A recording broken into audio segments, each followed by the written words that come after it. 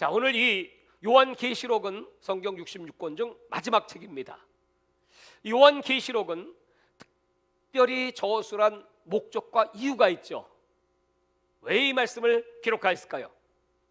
1장 1절에 보면 이 계시는 요한의 계시록이라고 타이틀은 붙었지만 사실은 누구의 계시다? 예수 그리스도의 계시다, 이렇게 기록되어 있습니다. 그렇다면 계시라고 하는 것은 커튼을 연다, 문을 연다, 장막을 열고 비밀을 보여준다는 뜻이거든요. 하나님께서 무슨 비밀을 보여주시고 싶으실까? 그 보여주고 싶은 이유는 무엇일까요? 오늘 요한계시록은 현재 7교회도 등장하지만 4장과 5장에는 천국의 예배 모습이 기록되어 있습니다. 그 천국 예배를 미리 보여주시고, 영광스러운 예배, 하나님 보좌에 앉아 계시고 무지개가 둘러있고 24 장로가 거기 쭉 하나님을 중심으로 하나님을 찬양하며 민족과 열방 중에 허다한 무리 흰옷을 입고 종려가지를 들고 주님을 찬양하는 그 아름다운 찬양의 나라 천국을 보여주시는 이유가 무엇일까요? 우리가 요한계시록이라고 하면 이 책을 어렵게 생각합니다. 난해합니다. 이 요한계시록은 해석이 참 어렵습니다. 그 이유가 뭐냐 하면 오늘 계시라고 하는 그 말 자체가 묵시, 그런 뜻이거든요. 묵시, 아주 신비한 사건인 것처럼 들려지죠. 그래서 이 계시는 상징이 많고 이 계시는 환상도 있고 이 계시는 우리가 인간적으로 육신적으로 판단하고 해석할 수 없는 부분들이 많습니다. 그렇기 때문에 계시록은 어려운 책이지요. 두 번째로 이 계시록은 무슨 책이냐 하면 예언의 책입니다. 오늘 여기 1장 3절을 보시기 바랍니다. 이 예언의 말씀을 읽는 자와 듣는 자와 그 가운데 기록한 것을 지키는 자는 복이 있나니 때가 가까움이라. 그래서 요한계시록은 예언이 기록되어 있습니다. 우리가 예언이라고 할 때 여러분, 예언은 어떤 이미지를 우리에게 주나요? 예언, 어떤 분은 예언 기도하시죠. 예언을 한다 하면 미래의 일, 장래의 일을 우리에게 얘기해 준다, 이렇게 대부분이 생각을 하죠. 그건 이 예언이라고 하는 그 예자가 미리 예자가 미리 앞날을 보고 말하는 것, 이렇게 해석을 할 때 예언이라고 합니다. 그런데 이 성경에 기록된 예언은 미리 예가 아니고 맡길 예다. 맡길 예. 거기다가 금자를 딱 붙이면 예금. 무슨 뜻이죠? 돈을 은행에 맡긴다. 그럼 예언하면 하나님께서 하나님의 말씀을 선지자들에게 맡긴다, 그런 뜻입니다. 하나님이 주의 종들에게 말씀을 맡기셨어요. 선지자들이 하는 일은 자기 생각이나 또 자기의 경험과 지식을 말하는 것이 아니고 하나님께서 맡겨주신 말씀. 선지자는 항상 하나님 편에 서서 하나님 주시는 말씀을 가지고 하나님의 백성들에게 선포하는 사람들이 선지자입니다. 그래서 이 구약 성경에 보면 이 선지서가 17권이 등장합니다. 그러니까 굉장히 방대한 분량이죠. 39권 중 17권. 그래서 그 예언이 도대체 뭔가를 학자들이 연구했습니다. 예언은 뭡니까? 과연 미래의 일을 얘기하는 것이 예언의 전체적인 기능입니까? 그랬더니 그렇지 않고 92%가 예언은 하나님의 말씀을 받아 전하는데 그것은 현재 일이라는 것이죠. 현재 일. 그 말은 당시 이스라엘 백성들에게 전염병이 왔습니다. 왜 전염병이 왔나? 그것은 너희가 현재 너희의 신앙 상태가 잘못돼서 하나님의 계명을 떠났기 때문에, 우상을 숭배했던 죄를 지었기 때문에 하나님이 너희에게 내리는 징계다. 기근이 왔어요. 현재 너희가 하나님 말씀을 살지 못하여 전쟁이 터졌어요. 바벨론 포로 잡혀갔어요. 너희들이 그 모든 행위가 하나님 보시기에 합당치 못해 하나님 너희에게 내리는 징계다. 그 예언자들의 92%는 현재에 대한 말씀입니다.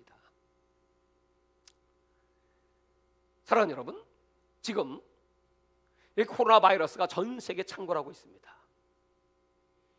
이것을 지금 하나님은 예언자, 선지자, 지금 목사이죠, 주의 종의 입술을 통하여 지금 말씀하고 계시죠. 왜 이런 일이 일어났느냐? 미래에 대한 예언은 7%이고 그리고 마지막 1%는 메시아에 대한 예언입니다. 그래서 이 17권의 그 선지서는 거의 다가 현재 일입니다. 왜 현재가 중요한가? 현재는 과거의 결과가 현재입니다. 과거의 죄를 계속 지어왔어요. 그 현재까지 도래했어요. 그럼 거기에 대한 징계를 받는 것입니다. 과거의 모든 쌓아놓았던 결과가 지금 현재로 나타납니다. 그럼 미래는 뭡니까? 미래는 현재가 계속 연결돼서 나타나는 결과가 미래. 그러니까 현재는 미래의 원인입니다. 그 현재가 중요하다. 사도 바울은 고린도후서 6장에 그러므로 은혜 받을 때가 언제다? 지금. 주의 긍휼을 얻을 때가 언제다? 지금. 이때라, 이때라. 구원을 때가 이때라. 주의 긍휼을 받을 때가 이때라. 그러니까 이 요한계시록은 지금 이때 이 백성들에게 주시는 하나님의 말씀이다. 그러면 그때는 어떤 때입니까? 사도 요한이 메시지를 반모섬에서 받아서 전할 때는 어떤 때입니까? 이때는 AD 91년과 92년 그 사이에 무슨 일이 터졌냐면 그 로마의 도미티안이라는 황제가 등장해서 그때 당시에 얼마나 이 그리스도인을 핍박을 했는지, 제가 성탄 설교 때 본문은 히브리서 2장이었습니다. 히브리서의 배경은 AD 64년도에 저 로마 황제인 네로가 그 로마의 원형 경기장에 불을 일으켜 놓고 그 로마의 시내가 다 타버렸습니다. 14구역 중에 그 강 남쪽에는 10구역이 다 타버렸습니다. 북쪽에 있는 4구역만 괜찮았는데 거기는 유대인들이 살았습니다. 로마는 당시에 그 도로 사정이 좋지 않고 고대 도시였기 때문에, 그래서 이 네로가 그걸 불을 슬러버리고 다시 재건을 하기 위해서, 그래서 그 백성들이 원망하고 자기 자식이 죽고 아내가 죽고 또 재산이 다 날아가고, 그게 약 열흘 가까이 불이 탔으니까, 그래서 그 네로 황제를 막 죽이려고 달려드니까 그때 꾀를 내가지고 이건 저 그리스도인들이 한 짓이야. 이 성을 잃어버린 그들은 무참하게 그리스도인을 죽였고 엄청난 박해가 왔습니다.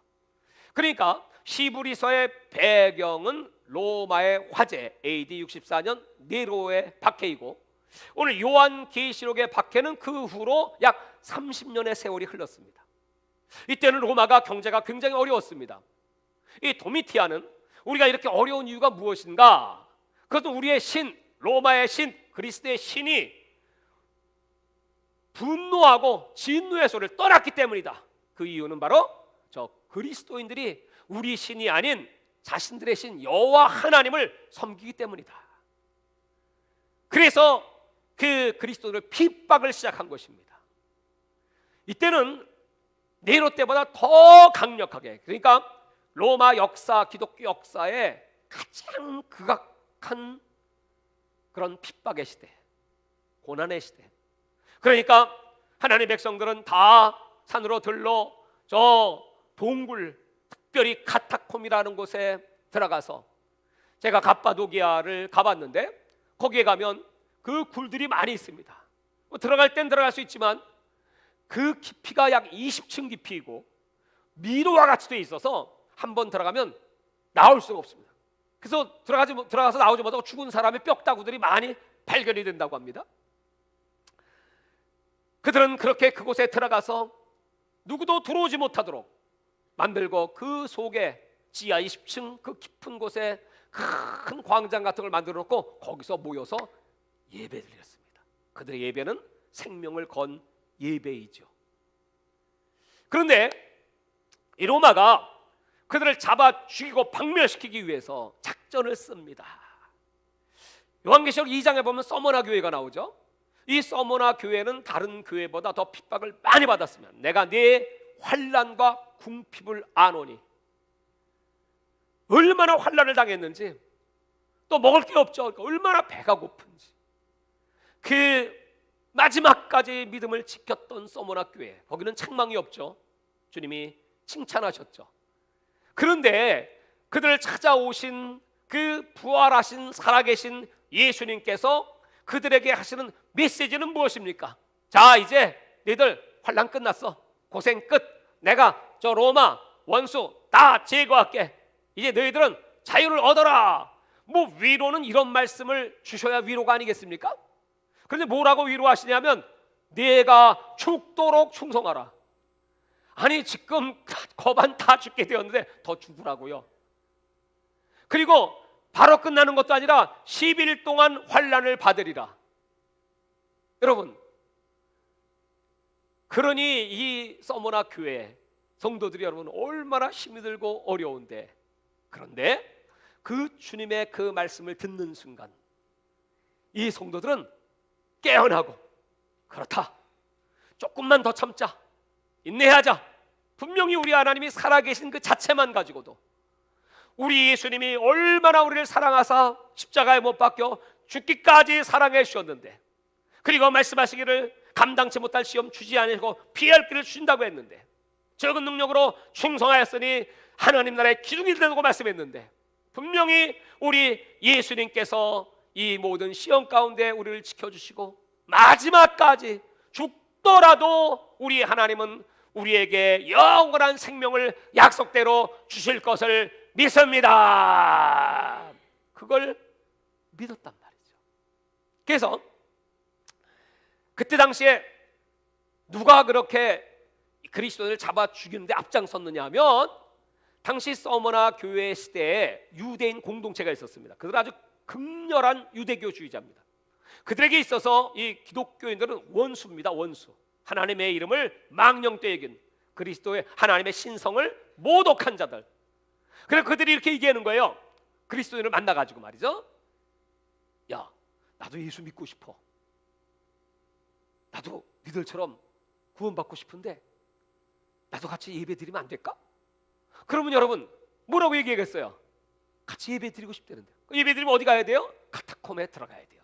데리고 들어가요. 그래서 거기서 회개합니다. 아멘, 믿습니다. 형제여 껴안고 하나가 된 것 같아요. 근데 밖으로 나와서 고발해버려요.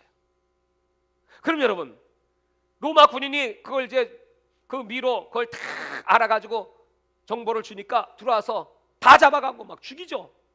그럼 그 다음부터 그런 사람이 나타나면, 예수 믿겠다고 하면 할렐루야, 한 영혼 구원받았습니다, 그렇게 기쁠까요? 아니면 두려움이 앞설까요? 두려움이 앞서죠. 요즘 우리 그렇잖아요. 교회에 어떤 새 신자가 왔습니다.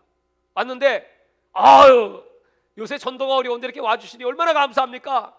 우리 형제입니다, 자매입니다, 박수 치고 환영하고 막 그러면서 한편으로는 저거 신천지 아닐까? 조심스럽죠?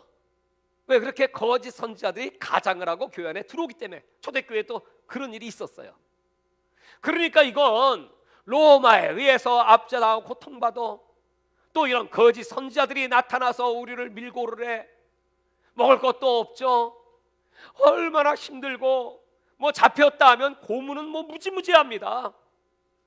그냥 뭐 살갗을 벗겨 죽이기도 하죠. 빨개 벗겨갖고 수만 명 앞에 망신 주고요, 맹수가 물어뜯어 죽이게 하고요, 또 이 몸에다 기름을 부어가지고 저 로마와 그리스도의 신이 이들 때문에 진노하셨으니 낮에 딱 그 길 초입에다가 쭉 그리스도들을 매달아 놓고 거기다가 기름을 붓고 저녁이 되면 깜깜해지기 시작하면 불을 붙입니다. 그 불빛이 환하게 그리스도에 다 죽어가면서 불빛이 솟구칠 때 로마의 신이여 어서 오시옵소서. 그러면서 로마인들은 쾌제를 부르고 저들은 죽어야 마땅해. 왜? 저들은 마치 식인종 같은 자야. 자기들끼리 모이면 뭐 살을 먹는다고, 피를 마신다고 성찬식을 하는 걸 오해했습니다. 그리고 또 형제 자매라고 말하면 서로 얼싸안고, 아니 저것들은 근친상간, 저것들은 그냥 아무나 그냥 붙잡고 연애하고 간음해, 이렇게 해서 누명을 뒤집어 씌워서 그들을 죽였습니다. 여러분, 그런 도미티안 시대에 가장 극렬한 박해가 있었던 그 시대에 오늘 사도 요한 저 반모섬에 들어가서, 그는 이미 죽어야 될 사람인데 이미 11제자 다 죽고 마지막 사도 요한, 그도 기름가마 속에 집어쳐넣는데 죽지 않고 살았어요. 당시 로마법에 의하면 한번 사형 언도를 내렸는데 살아나면 이건 신의 뜻인가 봐 하고 다시 그렇게 죽이지 않습니다. 그 대신에 저 돌섬에 집어쳐넣어서 거기서 굶어 죽던, 맹수에 뜯겨 죽던 죽게 만드는 겁니다. 그래서 반모섬에 들어갔습니다.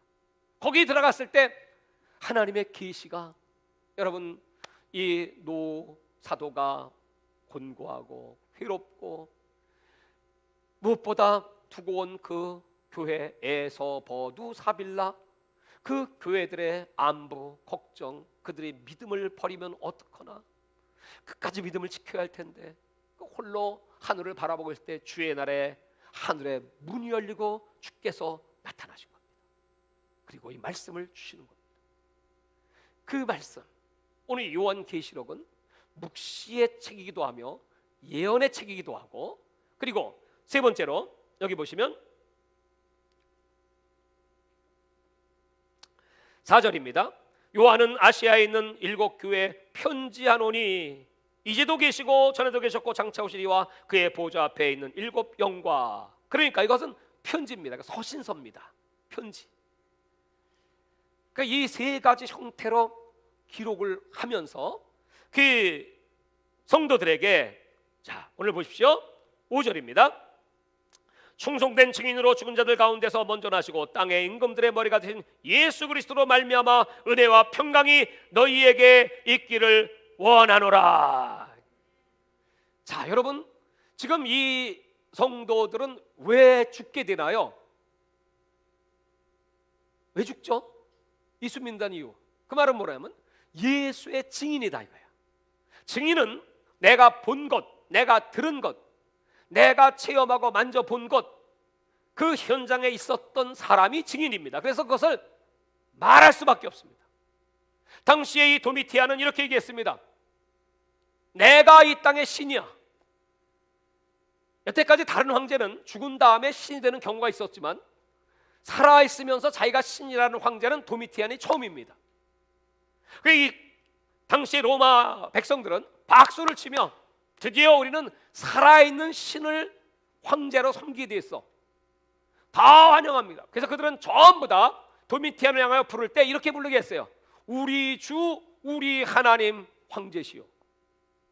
그럼 여러분, 예수 믿는 사람들도 우리 주, 우리 하나님, 바로 우리 신 도미티안 황제시여 이렇게 부를 수 있나요? 없죠. 우리 주, 우리 하나님은 오직 예수 그리스도 한 분밖에 없습니다. 그래서 이 그리스도인들이 그 고백을 하면 그게 바로 증거잖아요. 그게 증인이잖아요. 너는 그리스도인이란 증인이야. 증거를 가졌어. 그리고 사도 요한도 역시 예수의 증인, 증언을 하고 있지 않습니까? 그런데 얘들아, 너희들은 그 증언을 함으로 말미암아 잡혀서 죽을 수 있지. 그런데 너희보다, 또 나 사도 요한보다 먼저 증인 되신 분이 있어. 그 증인이 누구시라고요? 예수 그리스도가 증인이야. 그분이 이 땅에 오셔서 십자가에 못 박힌 이유가 무엇입니까? 네가 하나님의 아들이냐? 바리새인과 서기관들이 물었습니다. 그때 아니야, 나 하나님 아들 아니야. 그 말만 한마디만 하면 십자가에 못 박히지 않습니다. 신성 모독죄, 자기가 하나님의 아들이라고 한 그 죄가 십자가에 형을 받게 만들었거든요. 그러나 예수님은 충성된 증인이야. 그렇다, 내가 하나님의 아들이다. 내가 이 모든 백성들의 죄를 사하기 위해 십자가를 지고 죽고 부활하는 만왕의 왕 만주의 주, 그렇게 예수님이 말씀하셨기 때문에 예수님은 십자가에 죽으신 겁니다. 봐라, 주님이 그렇게 죽으셨지 않냐? 나도 이 밤모섬에 와서 이제 죽을 날을 기다리고 있지 않냐? 너희도 예수 그리스도의 증인이야.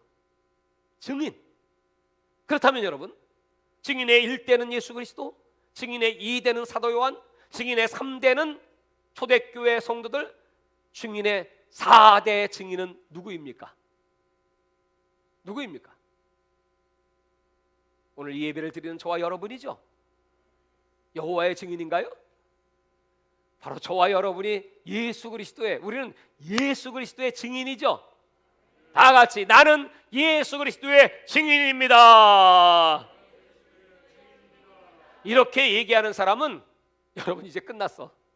당장 잡아 가서 여러분 고문 당하고 죽어야 돼요. 그러면서 여러분 여기 5절 후반부에 보시면 우리를 사랑하사 그의 피로 우리 죄에서 우리를 해방하시고, 우리 주님은 그 피로 우리를 죄에서 해방하셨다. 그 보혈로 저와 여러분은 자유를 얻었습니다. 우리는 그 자유 안에, 진리 안에 거하는 하나님의 자녀들입니다. 그의 아버지 하나님을 위하여. 왜 이렇게 자유를 주셨습니까? 그 이유는 아버지 하나님을 위하여 우리를 나라와 제상으로 삼으시기 위하여. 우리를 하나님의 나라와 제상으로 삼으셨다. 아니, 그럼 이 얘기를 지금 듣는 당시의 초대교인들이, 아니 나라요? 지금의 나라는요, 우리나라 없어요. 거기 무슨 그리스도의 나라가 있고 교회가 있습니까? 나라는 로마밖에 없습니다. 근데 우리 보고 나라래. 여러분, 나라, 국가 하면 3요소가 있어요. 첫째, 국가는 뭐가 있어야 됩니까? 땅이 있어야 돼요. 둘째, 국민이 있어야 돼요. 셋째, 주권이 있어야 돼요. 그럼 여러분, 이 땅이라고 하는 것, 그럼 로마의 땅, 국경은 어디까지입니까? 몰라요. 아무도 몰라요. 하도 넓어서. 그냥 저 산을 국경으로 삼을까? 아니면 저 강이나 바다를 국경으로 삼을까? 뭐 이렇게 생각할 수는 있겠지만 아무도 진정한 국경이 얼마나 넓은지, 로마가 어느 정도인지 몰라요. 근데 아는 방법이 딱 하나가 있어. 아주 정확한 방법입니다. 그건 뭐냐면 그 로마에 그 흩어져 있는 사람들이, 멀리 있는 사람도 나는 로마의 법을 따르고 로마의 황제를 섬기며 로마의 그 통제를 받으며 삽니다 하고 얘기하면 그 사람이 있는 그곳이 국경이에요. 이해가시죠? 전혀 이해 안 가시나? 네, 이해가죠? 예. 자, 나라. 우리 하나님의 나라는 어디까지가 하나님의 나라인가요? 지금 거기까지는 생각이 지금 미치지 못하니까, 자 그럼 다시 우리 주 예수 이름 교회와 어명세계 선교회 국경은 어디까지인가요? 네, 제가 정확하게 말씀드리면 경기도 부천시 원미구 상동 408의 2호 니시 프라자 4층과 7층, 여기 와서 예배를 드리고 있는 이 사람들이 하나님의 나라, 우리 나라는 여기입니다. 이렇게 말할 수 있을까요? 이건 아주 작은 테두리에 좁은 의미의 주 예수 이름 교회의 국경이죠. 그것이 아니고 좀 넓혀보면 말이죠, 선교제에 나갔습니다. 몽골에 우리 교회들이 있습니다. 독일에 우리 교회가 있습니다. 또 필리핀에, 저 인도에 우리 교회들과 우리 선교사들과, 그뿐 아니고 전 세계 쫙 우리 교회와 또 이 말씀을 받고 이 복음을 받고 영향력을 받고 지금도 그 은혜를 사모하고 주님 오시기를 기다리고 또 우리 목사님 오셔서 말씀 전하기를 기다리는 우리 성도들이 있는 그곳이 바로 우리의 국경이죠. 예수 그리스도의 나라, 그건 전 세계 모든 열방, 거민, 이방 모든 족속들이 흰옷을 입고 그 하나님을 찬양하며 거룩하다 거룩하다 거룩하다 영광을 받아 주시옵소서. 전 세계가 하는 나라야. 그러면서 오늘 우리나라가 어딨냐고요, 이 백성들이. 아니 지금 우리 교회도 없고요, 예배 드릴 때도 없고요, 도망 다니기도 바빠요. 그런데 너희가 하나님의 나라이고 너희는 예수 그리스도의 제사장이다. 제사장. 우리가 여러분 레위기를 통하여 제사를 배웠습니다. 3주간 기억하시나요? 네. 혹시 설교를 잘 못 드신 분이나 이해가 잘 안 가시는 분은 다시 들어요. 반복해서 유튜브에 들어가면 레위기의 3번의 제사 설교, 그 다음에 제가 요한계시록 1장 1절만 갖고 설교한 예수 그리스도, 계시록의 초점 예수 그리스도라는 제목의 말씀이 있어요. 그걸 또 들어보시기 바랍니다. 들으시면 이제 이해가 가죠. 아, 예수님은 그 제사법, 이것이 얼마나 중요한가. 레위기 26장을 강해하면서 지금 일어나고 있는 이 모든 일들, 이런 환란, 지금 현재 마찬가지입니다.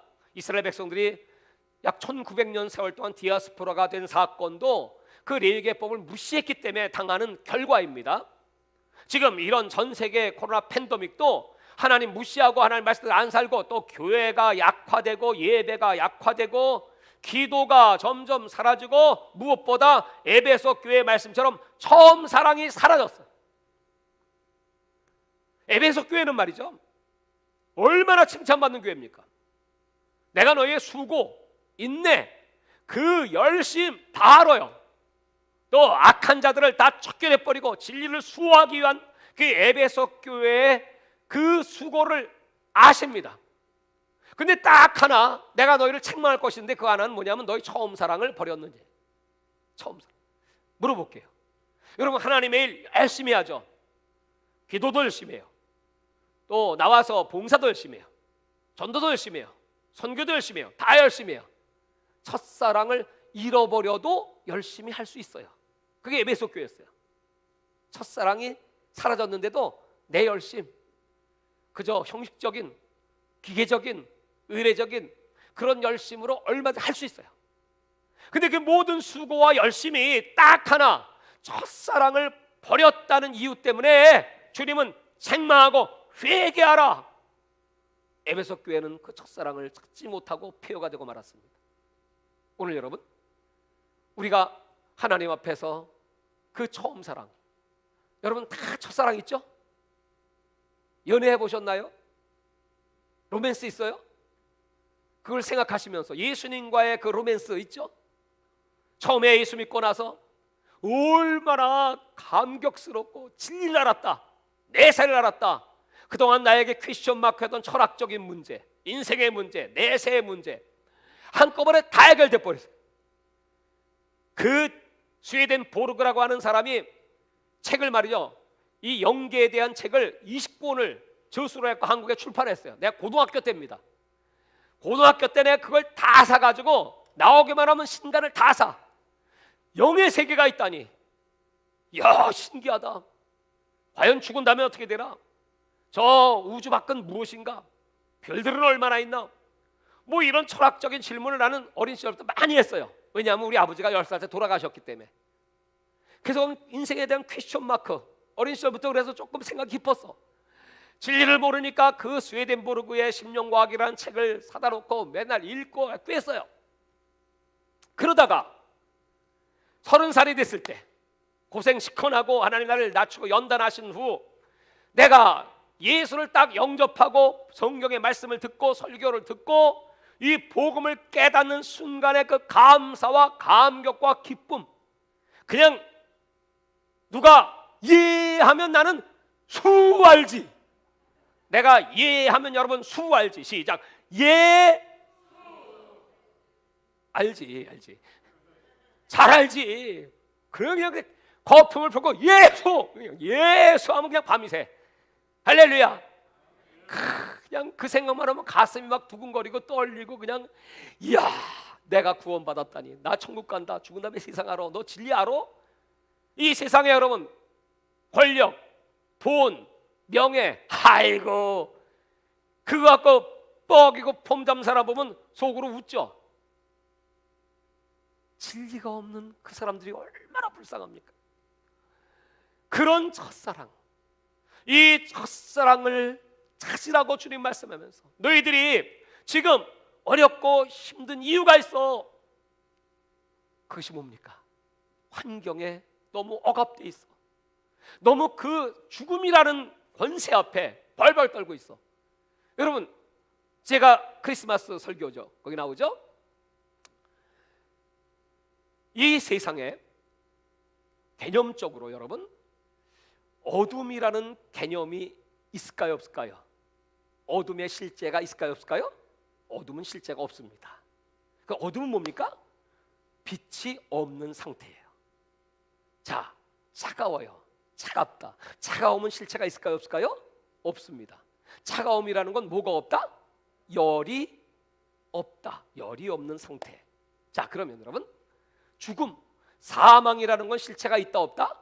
없어요. 없어요. 그러면 사망은 뭐다? 생명이 없는 상태. 자, 지금 세상은 말이죠, 코로나 바이러스로 말미암아 이거 걸리면 죽어. 뭐 죽지는 않아도 고생해. 격리돼야 돼. 뭐 하여튼 여러 가지 이유로, 또 전염병뿐만 아니고 또 전쟁이라든지 테러라든지 또 기근이라든지 뭐 이런 일들이 막 닥치면 제일 무서운 게 뭡니까? 아, 굶어 죽나 봐. 아, 총 맞아 죽을지 몰라. 아, 병 걸려 죽을지 몰라. 그러면 다 두려워 떠는 게 사망 때문에 두려워 떠. 사망. 그럼 여러분, 질문합니다. 그 사망이 생명을 삼키나요? 생명이 사망을 삼키나요? 좀 똑똑하게 좀 얘기해 보세요. 사망이 생명을 삼키나요? 그러니까 사망이 오면 무서워. 그러니까 사람들이 뭐라고요? 살려주세요. 사망 앞에 벌벌 떨면서 살려주세요. 잘못했어요. 목숨만 건져주시면 하라는 대로 다 하겠습니다. 그러지 않습니까? 왜요?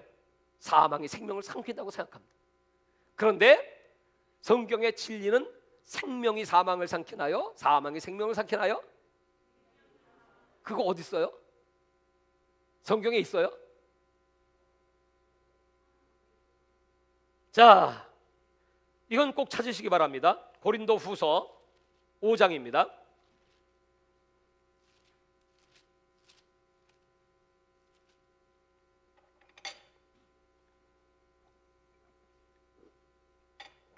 고린도후서 5장은 이렇게 시작해요. 만일 땅에 있는 우리의 장막의 집이 무너지면 하나님께 지으신 집 곧 손으로 지은 것이 아니라 하늘에 있는 영원한 집이 우리에게 있는 줄 아나니, 이 바울이 날마다 탄식하는 것은 이 육신의 장막의 집을 벗고 나면 하나님이 하늘에 영원한 집을 준비하신다. 그래서 그 처소를 간절히 사모하면서 4절 보시면, 참으로 이 장막에 있는 우리가 짐진 것 같이 탄식하는 것은 벗고자 함이 아니요 오히려 덧입고자 함이니, 그 다음에 시작, 죽을 것이 생명에 삼킨 바 되게 하려 함이라. 사망은 생명이 삼켜버릴 수 있어. 사망은 생명 앞에서 떠나갈 수밖에 없어. 그래서 바울은 말하기를, 사망아 네가 쏘는 것이 어디 있느냐? 예수 그리스도는 길이요 진리요 생명입니다. 아멘이시죠? 예수 그리스도는 부활이요 생명입니다. 아멘이시죠? 예수 그리스도는 생명이, 그 생명이 사망을 삼켜버려. 그러니까 여러분, 사망이 있다고 로마 병사가 또는 여러분 세상의 권력자들이 뭐 세상에 여러 가지 핍박들이 막 와서 나를 죽이려고 막 달려오잖아요. 그러면 우리 그리스도인들은 어떻게 대접해야 됩니까? 사망을 어떻게? 빨리 와, 내가 확 잡아먹어 버릴까 보다. 그냥 내가 삼켜버릴 거야. 물려물어. 그럼 여러분, 사망이 무서우겠어요? 아이고, 사망이래, 나 저기 가면 죽겠네. 그리고 보따리 싸. 근데 이게 아니고 그 사망 앞에 무서워서 벌벌 떨고, 나 예수 몰라, 나 예수 안 믿어. 제가 비유를 설교했죠. 컵에다가 볼펜을 집어넣어서, 네? 이게 생명이야. 이거 만지지 않고 생명을 내가 가지려면 어떻게 가져야 돼요? 컵에 들어있으면 내가 만질 수 없어요. 컵을 내가 가져버리면 돼. 바로 비유로 컵은 예수 그리스도, 그 안에 생명이 있었나니. 요한복음 1장 4절에 태초에 하나님이 말씀에 계셨고 그 말씀이 하나님과 함께 계셨으니 그 말씀 하나님이라. 요한복음 1장 1절. 오늘 요한계시록은 요한이 쓴 겁니다. 생명을 강조하고 있습니다. 그리고 그 생명이 어디 있냐 했더니 그 안에 생명이 있으니 그 생명은 사람의 빛이라. 예수 안에 생명 있습니다. 여러분 속에 예수 그리스도 계십니까? 생명 안에 있습니까? 그러면 여러분 사망 올레문 와봐. 그 사망에서 생명, 내 목숨이 끊어지고 생명으로 영원히 옮겨지는 시간이 얼마라고요? 눈 깜짝할 사이. 물론 그동안 좀 아프기도 하고 고통스럽긴 하지만 예수님은 6시간을 십자가에 매달려 계시면서 고통을 받으셨긴 했지만, 그러나 그 다음에 예수님은 장사가 지낸 바 되었다가도 다시 부활하시는 것처럼 이제 우리는요 뭐 3일도 아니야. 그냥 한순간 목숨 딱 끊어지는 순간에 영원한 생명이 눈에 보이고 잡히고 그 생명 안에서 왕 노릇하는 걸 믿으십니까? 할렐루야! 여러분, 이 놀라운 은혜를 하나님이 우리에게 주신 거예요. 그러니까 오늘 이 요한계시록 기록하면서 말이죠, 자, 다시 요한계시록 1장으로 보면 우리는 그 나라와 또 제상으로 삼으셨으니 그에게 영광과 능력이 세토록 있을지어다. 볼지어다 그가 구름을 타고 오시리라. 각 사람의 눈이 그를 보겠고 그를 찢어볼 것이요 땅에 있는 모든 족속이 그로 말미암아 곡하리라. 그래야도다. 아멘. 그리고 8절의 유명한 말씀이에요. 여러분, 오늘 본문입니다. 주 하나님이 이르시되 나는 알파와 오메가라. 이제도 있고 전에도 있고 장차 올 자 전능한 자라 하시더라. 자, 여러분, 여기 보면 좀 이상하지 않습니까? 이 시제는 보통 과거, 현재, 미래잖아요. 근데 여기 시제는 현재, 과거, 미래잖아요. 왜 이렇게 기록했을까? 이 본문의 원형은 계시록 4장입니다. 4장 한번 펼쳐보시기 바랍니다. 4장 8절. 네 생물은 각각 6날개를 가졌고 그 안과 주위에는 눈들이 가득하더라. 그들이 밤낮 쉬지 않고 이르기를 거룩하다 거룩하다 거룩하다 주 하나님 곧 전능하신 이요. 그 다음에 시작. 전에도 계셨고 이제도 계시고 장차 오실 이시라. 이거는 지금 천국 예배입니다. 천국은 그 예수 그리스도 우리 하나님은 전에도 계시고 현재도 계시고 미래도 계신 그 하나님의 시간입니다. 그런데 오늘 요한계시록 1장에는 현재가 아니고 과거가 아니고 현재, 지금 계시고 전에도 계셨고 장차 오시리. 뭘 말할까요?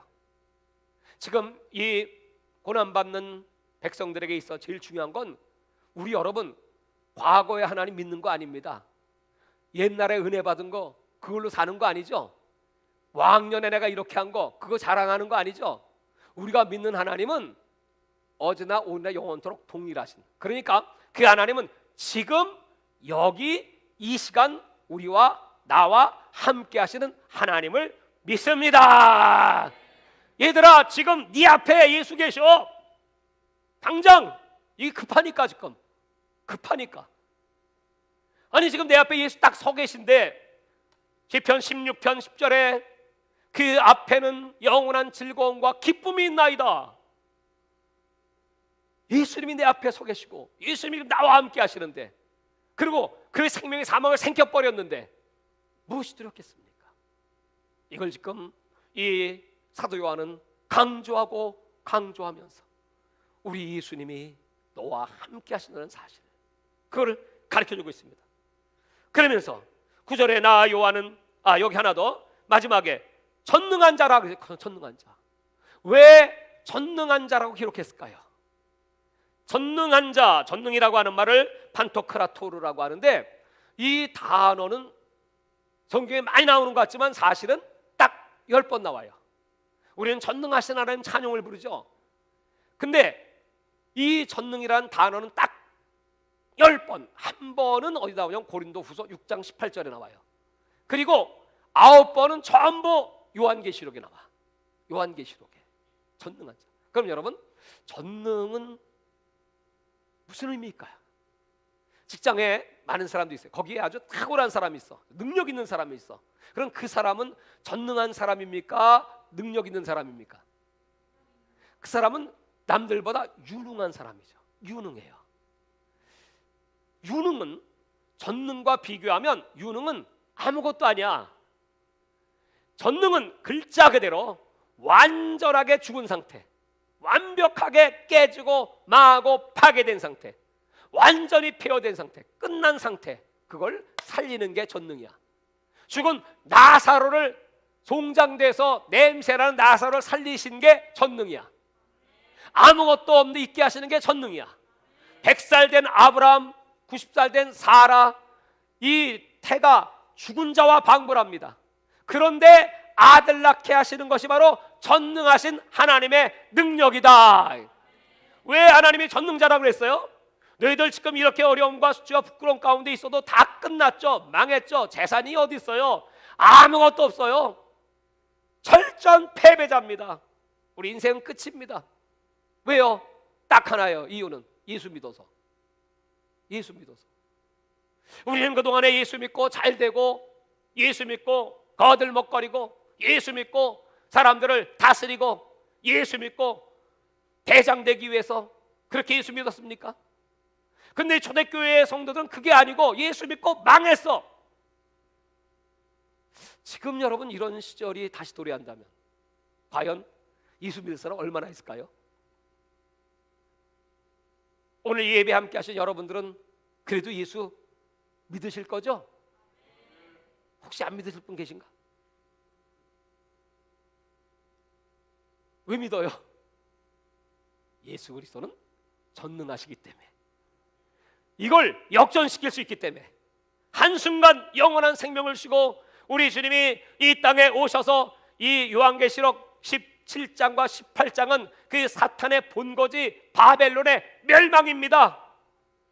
이 바벨론을 다 깨뜨려 버리고 19장에 예수는 백마를 타고 충신과 진실로 임하셔서 그 거짓 선지자뿐 아니고 적그리스도뿐 아니라 이 사탄 마귀를 무저갱에 천년 동안 집어넣고 천년의 왕국을 이 땅에 도래할 때, 우리들은 그 첫째 부활에 참여하고 주를 목배를 받은 순교자들이 그리스도와 함께 천년 동안 왕 노릇할 걸 믿기 때문입니다. 뿐만 아니고 백보자의 심판이 끝난 다음에는 저 새하늘과 새 땅 영원한 천국 예루살렘, 새 예루살렘 성에서 우리 주님과 함께 영원토록 왕 노릇할 걸 믿어요. 왜 예수 믿어요? 그 나라가 있기 때문에 그래요. 전능하신 하나님을 믿기 때문에 그래요. 그 하나님께서 오늘 이렇게 요한계시록 1장에 말씀하시고 19절 보십시오. 그러므로 내가 본 것과 지금 있는 일과 장차될 일을 기록하라. 그러면서 내가 본 것은 뭘 봤습니까? 바로 내 오른손의 7별의 비밀과 7금초대라. 여러분, 7별의 비밀이 무엇입니까? 7별은 도대체 뭡니까? 그 성경은 성경으로 푸는 해석이 제일 중요한 합당한 해석이죠. 딱 그 다음에 나와 있죠. 7별은 뭐예요? 7교회 사자요. 7촛대는 7교회니라. 7별이 뭐예요? 7교회 사자. 그럼 여기서 여러분 사자, 앙겔로스라고 합니다. 원문은 앙겔로스는 누구인가요? 앙겔로스의 첫 번째 해석은 천사입니다. 그러니까 교회에 천사가 있다? 있다 없다? 있죠. 우리 주 예수님께 천사 있습니다. 여러분의 기도를 상달하는 천사 있습니다. 지금 여러분 옆에 지금 천사 와 있는 거 보이시나요? 안 보여요. 안 보이면 없나요? 안 보여도 내 옆에 천사가 있죠. 뭘로 알아요? 믿음으로 압니다. 말씀이 기록되어 있으니까. 한번 천사하고 얘기해봐요. 천사야. 천사는 하나님의 후사들이 불이라고 보낸 종이에요. 종. 우리들을 수종드는 게 천사. 히브리서 1장 14절이에요. 그렇죠? 천사들이 있어요. 우리 교회에 천사가 있어요. 두 번째, 천사는 누굽니까? 아니, 앙겔로스는 누굽니까? 주의 종이에요. 여러분, 하나님께서 저를 능력의 오른손으로 딱 붙잡고 동행하시는 걸 믿으십니까? 좀 믿어주시기 바랍니다. 무시하면 안 되겠죠? 그다음에 세 번째, 이 세 번째가 있어요. 천사는 7교회 담임 목사일 뿐만 아니고 오늘 이런 환난 속에서 예수를 시인하고 예수를 자랑하고 목숨 걸고 주님을 따라가며 충성하는 교회의 성도들, 그리고 예수님의 제자들, 지금으로 말하면 바로 오늘 이 예배 함께 하시는 여러분들도 하나님의 사자다. 다 같이 나도 사자다. 그런 영적 의미가 있어요. 우리는 만인 제사장이니까. 그러면 여러분 지금 이렇게 힘들어도요, 예수님이 오른손, 그 능력에서는 오른손을 말하는 겁니다. 여러분 지금 딱 붙잡고 계신 걸 믿어요. 할렐루야. 그리고 일곱 촛대, 촛대는 교회입니다. 이 촛대 사이에 지금 여기 주님이 와 계셔. 교회는 우리가 모여 예배드리는 이 장소도 교회고, 이 건물이 교회가 아닙니다. 예수 그리스도의 이름으로 예수의 영을 모신 사람들이 모인 공동체가 교회입니다. 그리고 지금 이 코로나로 예배에 나오지 못하고 지금 가정에서 유튜브를 통해서라도 귀를 기울이고 은혜를 사모하시는 여러분, 거기 그 장소가 바로 교회입니다. 거기도 예수님이 지금 계십니다. 그 촛대 사이에 거니면서 여러분의 기도를 듣고 계시고 찬양을 연락해 주시고 아멘 할 때마다 할렐루야 천사가 여러분 아멘을 가지고 올라가고, 바로 이와 같은 하나님의 역사를 강조하며 2장과 3장은 일곱 교회의 형편을 쫙 얘기하고 있죠. 여러분 초대교회는 얼마나 뜨겁고 얼마나 강력한 믿음의 사람들이었겠습니까만, 서머나 교회와 필라델피아 두 교회만 책망이 없이 나머지 다섯 교회는 다 책망이. 뭐 이 두아대학교는 아예 검을 들고 나타나. 아니 예수님이 오시는데 검 들고 오시는 예수님이 어디 있어? 뭐 하려고? 찔러 죽이려고. 얼마나 화가 났으면. 무섭죠. 예수님이 이렇게 나타나셔서 그 이유는 딱 하나입니다. 진짜 죽이려고 할까요? 아니죠. 회개하라고, 첫사랑 찾으라고, 믿음을 지키라고, 내가 죽도록 충성하라. 그 말은 여러분 충성하라, 충성을 피스티스라고 합니다. 근데 피스티스라고 하는 말은 신실하다 이렇게도 씁니다. 근데 피스티스의 제일 중요한 뜻은 믿음입니다. 버티는 기둥이 피스티스거든요. 믿음은 기둥이거든요. 그래서 내가 죽도록 충성하라는, 내가 죽더라도 믿음을 버리지 말라. 죽더라도, 다 같이 죽더라도 믿음을 지킵시다.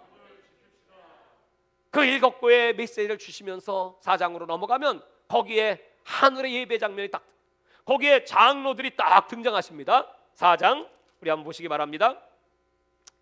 이리 올라오라 해서 이 4장 1절에 마땅히 일어날 일들을 내가 네게 보이라 하시더라. 마땅히, 그 말은 뭐냐면 반드시 그 뜻이에요.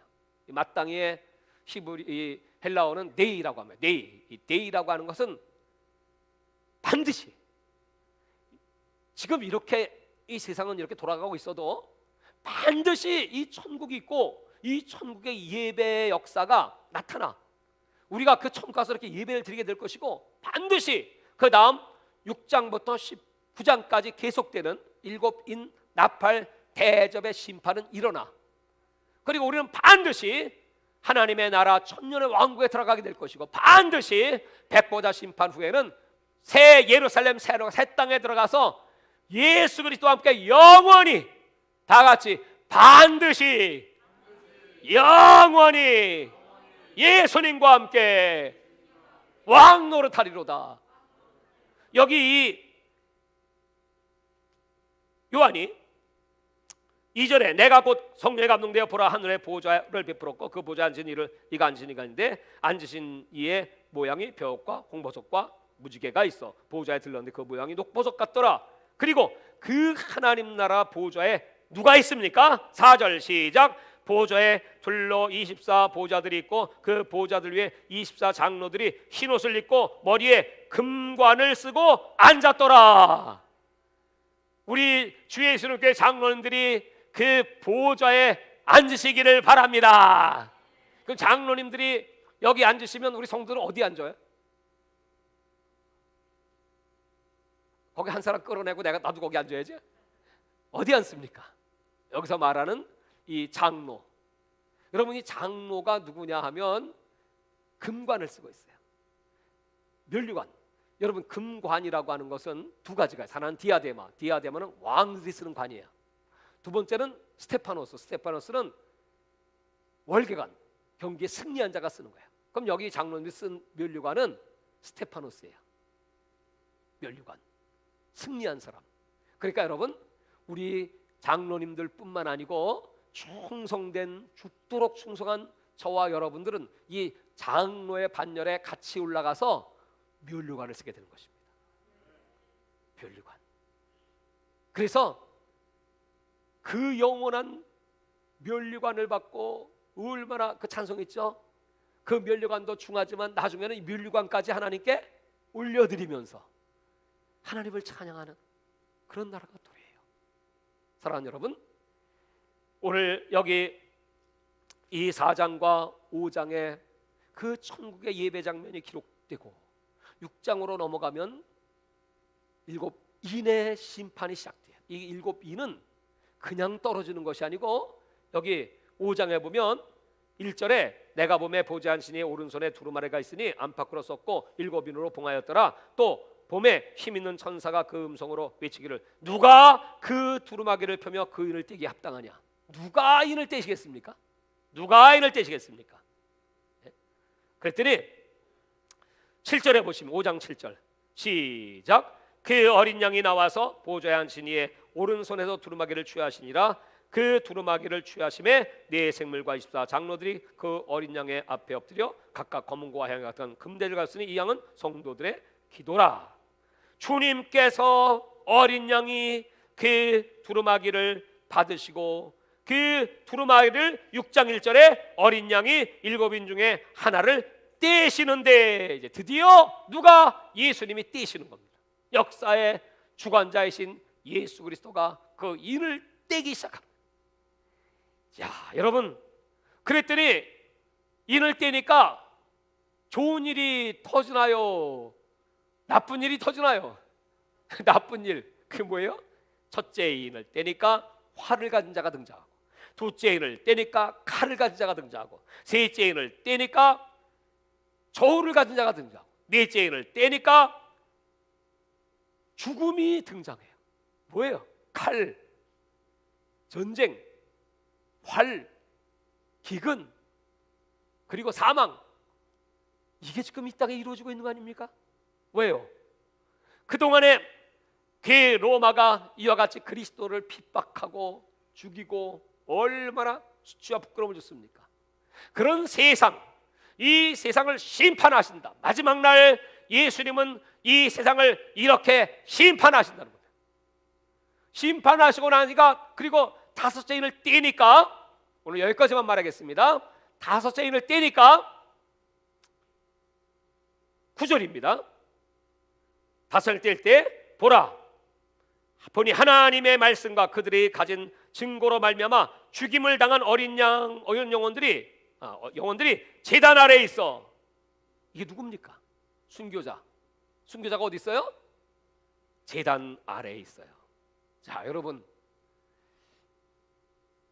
이때 당시에 죽은 사람들이 제단 아래에 있어. 거기서 기도하고 있어요. 그럼 제단 아래는 뭐가 있을까요? 제단 아래는 뭐가 있을까요? 레위기를 다시 한번 들어보시고 꼭 들으세요. 1번, 2번, 3번. 그 제단은 말이죠, 뿔이 있어요. 이렇게 네 뿔. 그 제단에는 그 중심에 제사장이 서 있죠. 또 한쪽에는 제사자, 제사를 드릴 사람이 뭘 갖고 와요? 제물을 갖고 와요. 그러면 그 제물은 누가 죽여요? 제사자가 죽여요. 그렇죠? 그 다음에 제물은 각을 누가 떠요? 제사장이. 껍질도 제사장이. 제사자가. 그 사람이 다 본인 걸 해가지고 제사장에게 드리면 제사장은 올려놓고 그 다음에 불을 붙이는 거죠. 올려놓으면 어떻게 될까요? 피가 뚝뚝 떨어지죠. 그러면 제단 밑에는 뭐가 있을까요? 피가 낭자예요. 오늘 순교자가 어디 있다고요? 제단 밑, 제단 아래.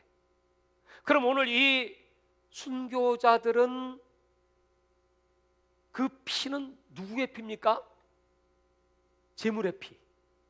그럼 여러분, 제단 아래에 있는 그 순교자들은 제사자예요? 제사장이에요? 제물이에요? 제물. 그러니까 초대교회 때 또 지금도 그렇게 핍박받고 죽는 모든 사람들, 그리스도를 위하여 죽는 사람들은 바로 제물이죠. 재물이야. 여러분, 그 재물로 말미암아, 잘 들으세요. 재물로 말미암아 누가 죄를 용서받습니까? 제사자. 재물로 말미암아 저와 여러분이 용서받았어요. 그러면 여러분, 지금 이 재물로 말미암아 그리스도인들이 지금 재물이 됐잖아요. 그러면 누가 구원을 받습니까? 제사자. 그 제사자가 누굽니까? 역사를 보면 로마가 이렇게 그리스도를 막 죽일 때 로마 시민들은 박수치고 환호하고 저 무식한 것들 말이야. 예수 믿다가 저렇게 됐어. 죽어 마땅해. 그러면서 그들은 시낙낙거리면서 죄가 만연했습니다. 그때 제일 많은 죄가 음란이었습니다. 음란죄를 저질러 가지고, 자, 내 아내가 아기를 낳았어요. 그럼 그 아기가 내 아기인지 아니면 다른 놈 아기인지 그거 몰라. 그래서 8일 동안 두고 봐. 저놈이 내 자식인가? 아닌 것 같으면 그냥 죽여버려요. 그러니까 아무도 믿을 수가 없어. 남녀노소 할 것 없이 다 음란으로 로마는 완전히 망했습니다. 그러다 보니까 이 왕족이나 귀족들이 내 아들이 있어. 결혼을 시켜야 돼. 그럼 여러분, 누구를 데려다가 며느리 삼아야 됩니까? 믿을 여자 있어요? 없어요? 없어요. 없어요. 그런데 이 예수 믿는 사람들 욕을 하고 했는데 딱 하나 이상한 게 있어. 저들은 우상 숭배도 안 하고 순결을 목숨처럼 여겨. 그래, 그 당시에 이제 살아남은 예수 믿는 사람들이 자녀들 교육을 얼마나 잘 시켰는지 절대로 죽으면 죽었지 자기 순결을 더럽히지 않습니다. 그래서 저 예수 믿는 사람들이 그거 하나는 잘해내. 그러니까 내 아들에게 결혼을 시킬 때 누구를 며느리로 맞이할까? 예수 믿는 사람 딸. 그 며느리 맞으면 그건 100%야. 인정할 수 있어. 거룩하니까. 그래가지고 결혼을 시켜요. 그럼 여러분 어떻게 됩니까? 그게 AD 100년경의 얘기입니다. 그리스도인들이 그 부요한 자들에게 집에 들어가서 아내가 됩니다. 가서 뭐 하겠어요? 기도하지, 남편을 구워 삼지 하니까 그냥 그 왕족 귀족들이 다 예수 믿어. 할렐루야. 200년이 되니까는 그냥 전부 다 복음화가 돼버려. 300년이 되니까 어떻게 돼요? 313년이 되니까 로마 황제가 야, 그럴 거 없이 아주 기독교를 공인하자. 그래갖고 기독교가 국교가 됩니다. 여러분, 어떻게 로마가, 그런 나라가 기독교 국가가 됩니까? 누가 제물이 됐기 때문에? 그리스도인들이. 오늘 여러분, 하나님은 이 코로나 시대의 마지막 시대 누가 제물 되길 원하세요? 저와 여러분이 제물 되어야 되나요? 제물 안 되시기로 작정하신 건 아니겠죠? 제물이 돼. 거룩한 산 제물. 여러분, 하나님은 우리 교회들이 제물이 돼서 그렇게 스데반이 사울 앞에서 제물이 되어 돌에 맞아 죽을 때 저의 죄를 용서해 달라고 그 기도를 사울 청년이 듣습니다. 미친놈 아니야 이거. 죽임 당하는 게 마땅하다고 생각했습니다. 그랬던 사울이 다메섹에서 예수 만나고 그 제물인 스데반을 생각하면서 깨지고 변화받고 마지막 죽어가면서 전제와 같이 마지막 자기를 제물로 올려드리면서 달려갈 길 다하고 선한 싸움 다 싸우고 믿음을 지켰으니 이제 이후로는 나를 위하여 의의 면류관이 준비되었을 것입니다. 의의 면류관이 스테파노스입니다. 스테반을 생각하며 나는 스테반 때문에 구원받았어. 나 같은 죄인 중에 괴수가 예수의 사도가 됐어. 그러면서 기록을 하는 겁니다. 오늘 여러분 여기까지 하겠습니다. 금년 마지막 주일 예배입니다. 여태까지 예배 그동안 1년 52주 예배 드리면서 몇 번 성공하셨습니까? 오늘 실패한 예배들이 많았다고 할지라도 이 마지막 예배는 성공인가요? 마지막 예배만큼은 성공해야 됩니까? 알파 오메가 처음과 나중 시작과 끝, 오늘 마지막 예배가 저와 여러분이 그리스도의 제물이 되어서 주님 내 속에 영원한 생명을 주시옵소서. 그래서 여러분 이 코로나도 떠나고 이제 새 역사가 새 펼쳐지기를 주의 이름으로 축원합니다. 하나님 아버지, 이제 오늘 마지막 예배에 하나님께 우리 마음과 정성과 뜻을 다하여 거룩한 산 제물로 올려드리오니 주여 우리의 기도를 연락하여 주시고 우리의 삶을 새롭게 오직 그리스도와 하나님의 나라를 위하여 그리스도의 제상으로 쓰임받는 생애 되게 하여 주시옵소서. 주여 삼차하고 이 시간 통성으로 하나님께 부르짖어 간절히 기도합니다. 주여 주여 주여